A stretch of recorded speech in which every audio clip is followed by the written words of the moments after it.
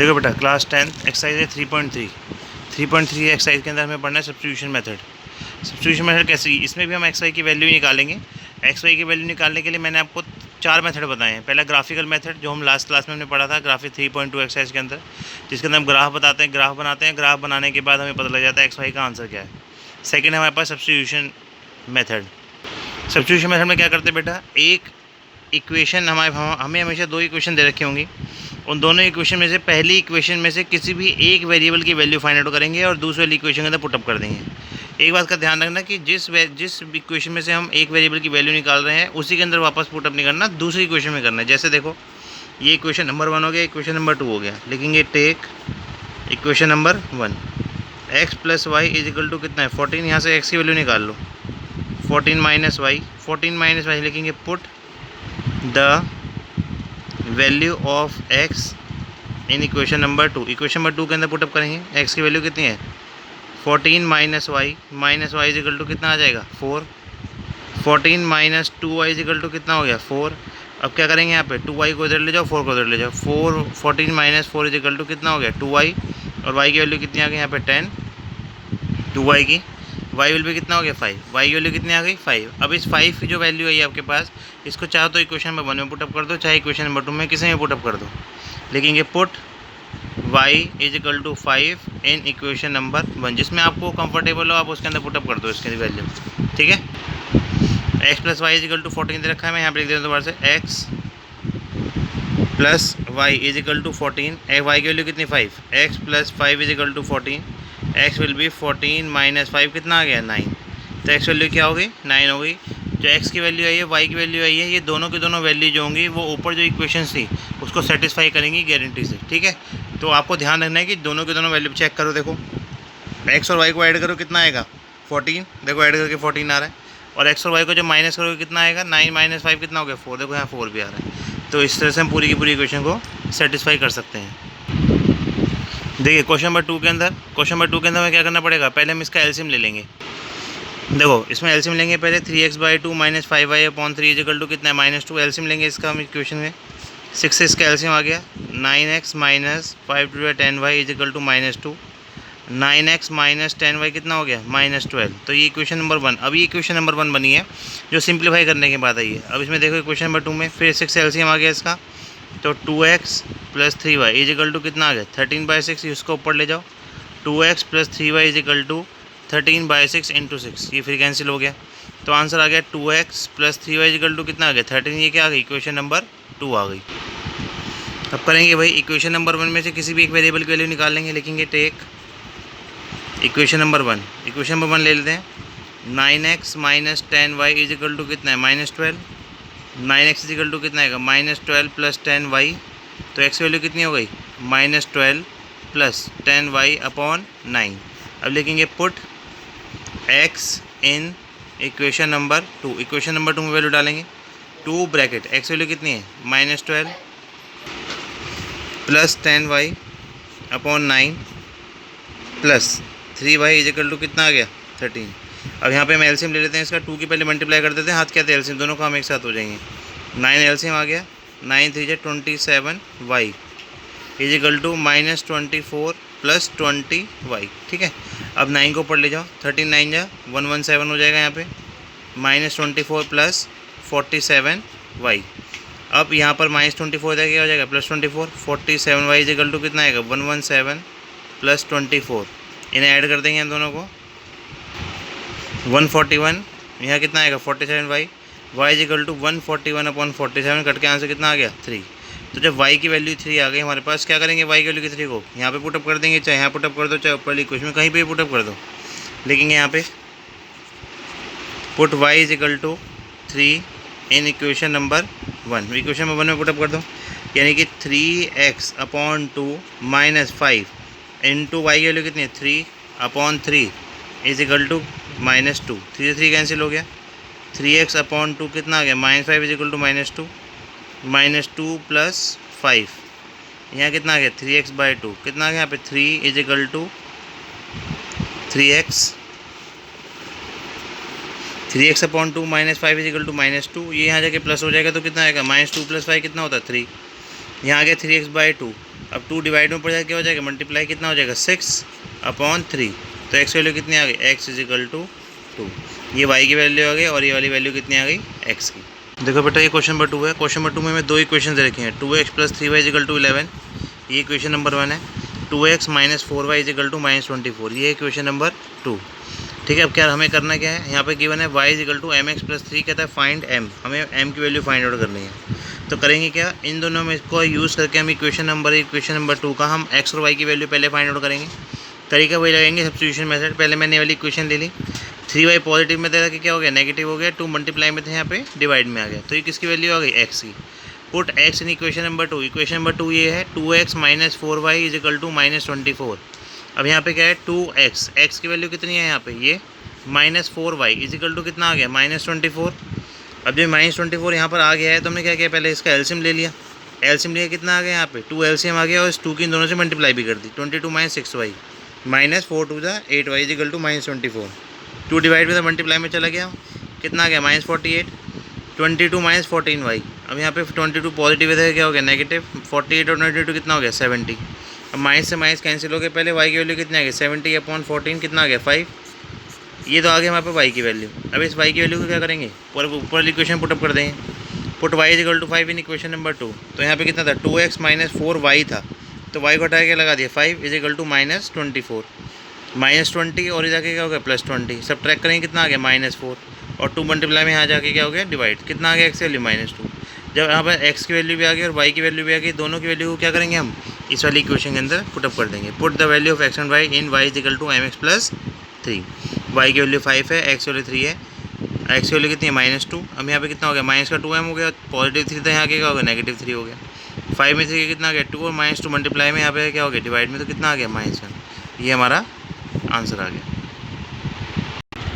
देखिए बेटा अब आगे क्वेश्चंस में मैं क्वेश्चन को पूरा सॉल्व नहीं करूँगा, आप क्या करेंगे, अब जो मैं क्वेश्चंस करा रहा हूँ आपको वो क्वेश्चन आप खुद सॉल्व करोगे और फिर मुझे उसकी फ़ोटो सेंड करोगे। ठीक है, अब देखो क्वेश्चन नंबर 3 है। क्वेश्चन नंबर 3 में मैं इक्वेशन जनरेट करूँगा, इक्वेशन समझाऊंगा आपको, फिर आप उसका सॉल्यूशन पूरा करके फिर मुझे पिक सेंड करोगे। The difference between 2 number is 26। कहते हैं 2 नंबर का जो डिफरेंस है वो 26 है, और इसने बोला है कि 2 नंबर्स का जब डिफरेंस 26 है, यानी कि 2 नंबर कंसिडर करने हैं हमें।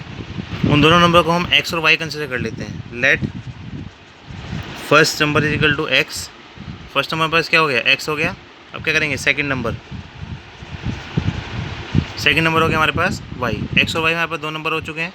ये दोनों जो नंबर हैं हमारे पास, ये वो नंबर है जो हमने लेट करे हैं, और इन दोनों नंबर का क्या कहता है डिफरेंस बिटवीन 2 नंबर इज 26। इन दोनों नंबर के बीच का डिफरेंस कितना है 26। इट मीन्स x - y कितना आ गया 26।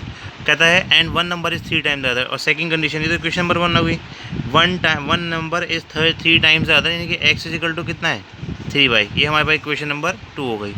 हमारे पास x इज इक्वल टू 3, अब क्या हो गया x - 3y क्यों क्या ले लेंगे 0।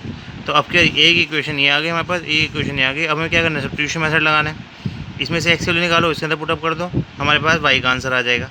y की वैल्यू को वापस कहीं पुटअप कर दो, जैसे मैंने आपको पीछे क्वेश्चन में से है वैसे करेंगे। क्वेश्चन नंबर 3 का सेकंड पार्ट, ये फर्स्ट पार्ट है, सेकंड पार्ट देखो। The larger of 2 supplementary angle, supplementary angle कौन से होते हैं, सप्लीमेंट्री एंगल वो होते हैं जिनमें 2 एंगल्स को ऐड करके कितना आता है 180, इन्हें बोलते हैं सप्लीमेंट्री एंगल। इसने बोला है कि द लार्जर ऑफ, तो एक एंगल छोटा होगा और एक एंगल बड़ा होगा, तो हम क्या करते हैं लेट कर लेते हैं कि फर्स्ट एंगल हमारे पास x है, लेट फर्स्ट एंगल भी x, और जो सेकंड एंगल होगा वो हम क्या कंसिडर कर लेते हैं y। सप्लीमेंट्री करें तो x + y कितना आ गया 180, इक्वेशन नंबर 1 बन गई। उसके आगे ने बोला है कि the larger of 2 supplementary angle exceed the smaller by 18, मतलब इन दोनों में जो एंगल बड़ा है वो छोटे वाले से 18 ज़्यादा है। One angle is exceed the other by 18, तो x इज इक्वल टू क्या हो गया y + 18। x एंगल y से कितना ज़्यादा है 18 ज़्यादा है, y को उधर लिया हो, x - y कितना हो गया 18। That is equation number 2। Simple equation है, अगर आप ध्यान से समझोगे तो इक्वेशन वही समझ में आ जाएंगी। अब आपको क्या करना है इक्वेशन नंबर 1 इक्वेशन नंबर 2 को सॉल्व करना है सब्स्टिट्यूशन मेथड से। थर्ड पार्ट देखो, थर्ड पार्ट में हमसे क्या बोलता है वो, the coach of a cricket team buy 7 bat and 6 ball. अब बैट और बॉल वाले क्वेश्चन में पहले भी करे थे ग्राफिकल मेथड से, तो लेट कर लेते हैं कॉस्ट ऑफ 1 बैट। मान लेते हैं एक बैट x रुपीज़ का है और एक बॉल कितने की है y रुपीज़ की।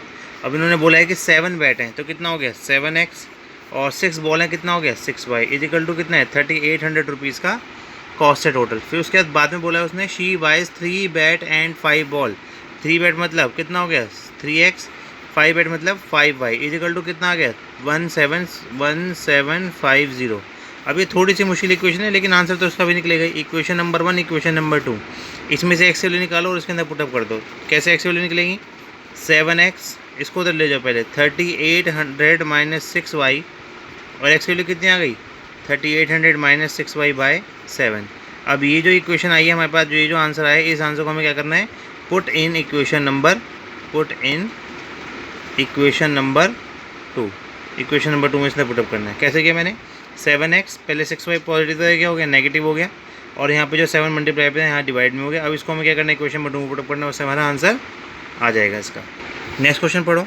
नेक्स्ट क्वेश्चन में 4th पार्ट में क्या कहता है टैक्सी चार्जेस वाला क्वेश्चन है।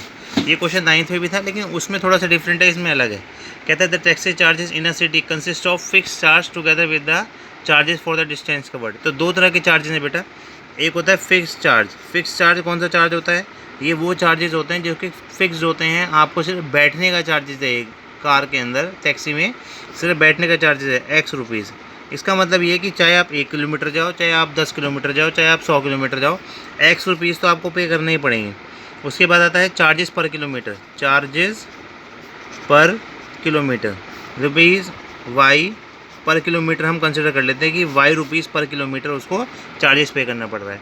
अब उसने बोला है for a distance of 10 kilometre, एक पर्सन 10 किलोमीटर गया है और उसको 105 रुपीज़ पे करने हैं। 10 किलोमीटर जाने के लिए उसको पहले फिक्स चार्ज तो देना ही पड़ेगा। फिक्स चार्ज उन्हें दे दिया। अब 1 किलोमीटर के y रुपीज़ है, 10 किलोमीटर कितने हो गए 10y इजिकल टू कितना आ गया 105 रुपीज़ आ गया। उसके बाद क्या करेंगे for a journey of 15 kilometre, उसने बोला 15 किलोमीटर भी जाना है तो x रुपीज़ तो पे करने पड़ेंगे चाहे उसे कहीं पर भी जाना हो। और 1 किलोमीटर के y रुपीज़ हैं, y किलोमीटर कितने होंगे 15y इजिकल टू कितना हो गया 155। फिर आपके पास इक्वेशन बन गई। तो बस आपके इक्वेशन बननी चाहिए। एग्जाम में भी मोस्ट प्रोबेबली वही क्वेश्चन आते हैं जिसके अंदर इक्वेशन बनानी पड़ती है हमें, ठीक है। उसके बाद आप x और y की वैल्यू निकालोगे, आपका आंसर आ जाएगा। 5th पार्ट देखिए। अब फ्रैक्शन बिकम, अब फ्रैक्शन वाला क्वेश्चन है। फ्रैक्शन में भी 2 वेरिएबल चाहिए होते हैं। कौन सा कि लेट कर लेते हैं यहीं पे, एक numerator is equal to x और denominator is equal to y। तो हमारे पास जो फ्रैक्शन बनेगा वो क्या बनेगा, फ्रैक्शन बनेगा x अपॉन y। अब उसने बोला है अब फ्रैक्शन बिकम्स 9/11। एक फ्रैक्शन है वो 9/11 बनेगा कब, यानी यही 9/11 बन जाएगा, लेकिन इनमें कुछ सॉल्व तो करना पड़ेगा ना। If 2 is added to both numerator and denominator, numerator में और डिनोमिनेटर में दोनों में 2 ऐड करने से क्या बन जाएगा 9/11। लेकिन इसमें एक प्रॉब्लम है कि ये लीनियर इक्वेशन नहीं है, तो लीनियर बना लेते हैं इसको, यहीं की क्रॉस मल्टीप्लिकेशन करते हैं। 11 ऊपर जाएगा 11x + 22 और 9y + 18, ये इधर चला जाएगा, इधर आ गया 11x - 9y = 18 - 22। 11x - 9y कितना आ गया -4। That will be the equation number 1।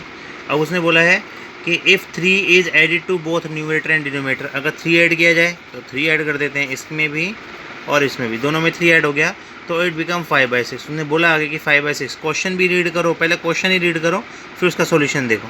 इसे क्रॉस मल्टीप्लाई करो, 6x + 18 5y + 15। 6x - 5y = कितना आएगा 15 - 18। 6x + 18 आ गया, 5y + 15 आ गया, हमने इसको उधर लिया इसको उधर, तो 6x - 5y कितना आ गया -3। That will be the equation number 2। अब आपको क्या करना है सॉल्व। कैसे सॉल्व करेंगे मैंने बता रखा है आपको, पहले में से x की वैल्यू निकालो। जैसे में x की वैल्यू कैसे निकलेगी 11x 9y माइनस का क्या प्लस हो जाएगा -4 + 9y। x = कितना आएगा -4 + 9y अपॉन 11। इसको कहाँ करना है इस वाली इक्वेशन के अंदर पुटअप करना है, तब हमारे पास इसका आंसर आ जाएगा, ठीक है। अब देखो क्वेश्चन नंबर 6 में बोला है उसने 5 ईयर हैंस, 5 साल बाद the age of Jacob will be 3 time that of his son, कि जो 5 साल बाद जो एज है जो जैकॉब की वो 3 टाइम हो जाएगी उसके सन की। तो अभी तो नहीं पता ना, तो लेट कर लेते हैं प्रेजेंट एज ऑफ सन की प्रेजेंट एज x ले लेते हैं, और जो फादर है, फादर मतलब जैकॉब जो है उसकी ले लेते हैं y ईयर, x ईयर और y ईयर। और उसने क्या बोला है 5 ईयर हैंस, 5 साल बाद जैकॉब। अब 5 साल बाद का मतलब अभी तो प्रेजेंट एज है ये दोनों में कि आज जो एज है, तो 5 ईयर हैंस मतलब 5 साल बाद।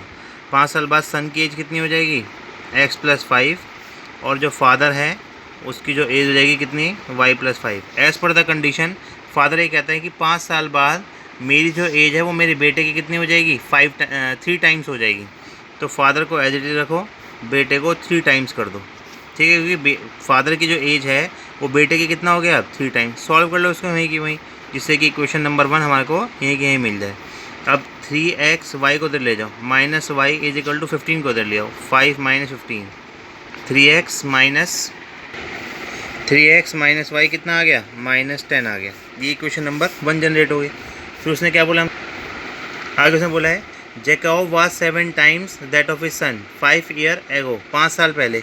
अब 5 साल पहले की बात अगर हम करते हैं तो 5 ईयर अगो, 5 साल पहले जैकब कितने का हो, 5 साल पहले सन कितने का होगा, सन होगा हमारे पास y-5 का, और जो फादर होंगे वो कितने के होंगे, x-5, सॉरी सन x था ना, तो यहाँ पे x-5 लिखो, और जो फादर है वो यहाँ पे y-5। लेकिन रिलेशन क्या है इनमें, ये रिलेशन है आपस में कि जो फादर हैं अब वो कितने हो जाएंगे 5 साल पहले, 7 टाइम्स थे, तो 7 टाइम ऑफ सन, ठीक है।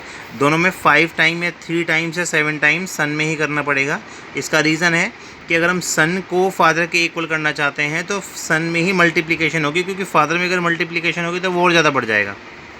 y-5 इक्वल टू कितना हो गया, 7x - 35, इसको तो ले आएंगे, y-5 + 35 is equal to 7x - y, ठीक है। अब 7x - 35 आया, हमने 7x को यहीं रखा, y को उधर ले गए, 35 को उधर लिया है, तो यहाँ कितना आ गया, 30 is equal to 7x - y, that will be the equation number 2। ये इक्वेशन नंबर 1 है, इक्वेशन नंबर 2 है। यहाँ से आप ज़रूरी नहीं है कि आप हर बार x की ही वैल्यू जनरेट करो, आप y की भी कर सकते हो। कैसे, जैसे मैंने y को उधर लिया है, y को मैंने इधर लिया है, और यहाँ पे क्या आ गया 3x माइनस का 10 था, क्या हो गया प्लस का 10, आप यहाँ पुटअप कर दो इसको, तो आपको पहले x का आंसर आ जाएगा। उससे कोई इफेक्ट नहीं पड़ता, आप किसी भी एक वेरिएबल की वैल्यू लेके दूसरे के अंदर पुटअप कर सकते हो, ठीक है। अब ये सारे क्वेश्चन आप करो और कल 12 o'clock तक मुझे सारे आंसर इसके सेंड करो, पूरा का पूरा आंसर सॉल्व करके।